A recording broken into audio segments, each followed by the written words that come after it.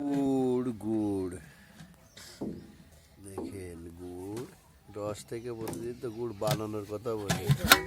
এই দেখেন গুড় তো আজকে গুড়টা দাও। সর্বশেষে গুড়ই দেখাইতে পারলাম তাহলে আপনাদের, তো দেখে নিন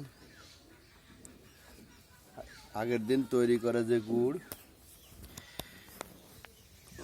আস্তে আস্তে এই দেখেন গুড় একেবারে দানা শক্ত হয়ে আছে, দেখতে পারলেন? তাহলে এতদিন রস থেকে গুড় তৈরি হয় এখন আপনাদের গুড়ই দেখালাম। এভাবে ঘষে জায়গা দানা তৈরি করে গুড়ের সাথে মেশানো হয়, তাতে তাড়াতাড়ি পাটারিতে পরিণত হয়। তো দেখলাম সব প্রসেস।